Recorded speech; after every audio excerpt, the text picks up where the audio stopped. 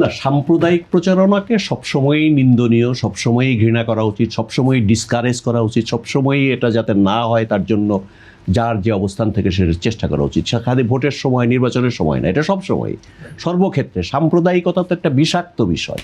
সাম্প্রদায়িকতা মানে সভ্যতা বিবর্জিত একটা বিষয়। আপনার সাম্প্রদায়িক হবেন কেন? আপনি ধর্ম যদি বিশ্বাস করেন, আপনি ধর্ম আপনারটা আপনি পালন করবেন, আরেকজনেরটা আরেকজন পালন করবে, সেটা নিয়ে কোনো বিরোধ নাই। এবং আমাদের দেশে না, সারা দুনিয়াতেই আছে যে রাজনৈতিক বিশ্বাসটা ধর্মীয় মূল্যবোধ ভিত্তিক রাজনৈতিক বিশ্বাস, এটা একটা আদর্শ, এটা একটা বিষয় আছে।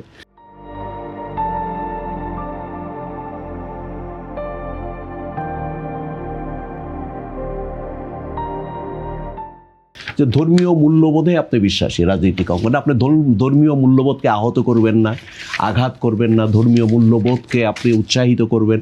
এবং ধরেন আরও কতগুলো সাম্প্রদায়িক, কতগুলো আপনার রাষ্ট্র কতগুলো সুবিধা দেয় বিভিন্ন সম্প্রদায়কে।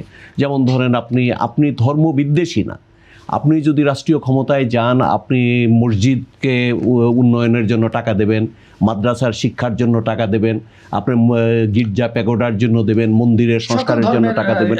তো সুতরাং এগুলো হচ্ছে ধর্মীয় মূল্যবোধ ভিত্তিক। আমরা কোনো ধর্মকে রাষ্ট্র অস্বীকার করছে না, এটা একটা বিশ্বাস আর কি। কেউ মনে করে রাষ্ট্র সম্পূর্ণ ধর্ম থেকে দূরে থাকা উচিত, রাষ্ট্র ধর্মের কিছুই করবেন না। আবার আরেকটা দর্শন আছে যে ধর্মীয় মূল্যবোধে বিশ্বাস করবে সরকার বা রাষ্ট্র, তারা সকল ধর্ম, কিন্তু একটা ধর্মের সঙ্গে আরেকটা ধর্মের বিরোধ, একটা বিষাক্ত অবস্থা সৃষ্টি করা, দাঙ্গা হাঙ্গামা সৃষ্টি করা, ঘৃণা বিদ্বেষ সৃষ্টি করা, সেটা নির্বাচনের সময়ই হোক আর অন্য সময়ই হোক, সেটা অনুচিত কাজ। এবং ধরেন মানুষ তো ধর্মের ব্যাপারে খুব সংবেদনশীল। তো এই যে সংবেদনশীলতাকে ব্যবহার করে আপনি যদি ভোটের জন্য ধর্মকে ব্যবহার করেন, সেটা কিন্তু খুব অন্যায় কাজ। ভোটের জন্য আপনি কতগুলো বিষয় আছে সেটা আমাদের কালচারের অন্তর্ভুক্ত, ধর্মের অন্তর্ভুক্ত। যেমন আমরা যখন খেতে শুরু করি তখন আমরা বিসমিল্লাহ বলে খাই, আমরা যখন একটা পদক্ষেপ নেই তখন বিসমিল্লাহ বলে নেই। তো ভোটেও আপনি একটা নির্বাচনী ক্যাম্পেইনিংয়ে নামছেন, আপনি যদি বিসমিল্লাহ বলে নামেন, আল্লাহর নামে বলেন, ভগবানের নামে নামেন, ঈশ্বরের নামে, গডের নামে নামেন, মাজার থেকে আপনি যাত্রা শুরু করেন, এগুলোকে যদি আপনার রাজনীতিতে ধর্মের ব্যবহার, এটা আমি মনে করি না। ওখানে একটা ডিফারেন্সিয়েট করতে হবে যে ধর্মের ব্যবহার রাজনীতিতে বা নির্বাচনে আমরা কোনখান থেকে শুরু করবো, কোথা থেকে আমরা বলবো যেটা রাজনীতি। আমরা নিশ্চয়ই বেহেশতের টিকিট বিক্রি করবো না। না, বেহেশতের টিকিট যদি বিক্রির কথা কেউ বলে, এটা নির্বাচন কমিশনের দায়িত্ব, এটা কঠোরভাবে ব্যবস্থা নেওয়া। কেউ যদি বেহেশতের টিকিটের লোভ দেখায়, প্রলোভন দেখায় এবং মানুষকে বিভ্রান্ত করে যে আমাকে এই ভোটের বিনিময়ে তুমি বেহেশতের টিকিট অর্জন করতে পারবে, তোমার নাজাত হয়ে যাবে, তুমি বেহেশতে চলে যাবা, তুমি দোজখ থেকে মুক্তি পেয়ে যাবা, তোমার কোনো বিচার হবে না, শাস্তি হবে না, এগুলো হচ্ছে প্রতারণা। এটা সাংঘাতিক অন্যায়। এবং এই অন্যায়ের বিরুদ্ধে যদি কেউ করেছেন, এটা একেবারে করেন নাই এটা কিন্তু আমি বলবো না, কারণ একেবারে প্রকাশ্য ঘোষণা দিয়ে করেছেন, টকশোতে এসে বলেছেন, বক্তৃতায় বলেছেন যে ইসলামকে রক্ষা করতে হলে এই দলকে ভোট দিতে হবে। আর এটা অদ্ভুত কথা, ইসলামকে রক্ষার জন্য একটা দলকে ভোট দিতে হবে, এটা খুবই অন্যায় কথা। ইসলাম তো ওই দলের জন্মের বহু আগে থেকে ইসলাম আছে, ইসলাম সংরক্ষিত আছে, রক্ষিত আছে, মানুষ ইসলাম পালন করেছে। সুতরাং একটি দলকে ভোট দেওয়া বা না দেওয়ার মধ্যে ইসলাম রক্ষা বা সংরক্ষণের কোনো ব্যাপার নেই।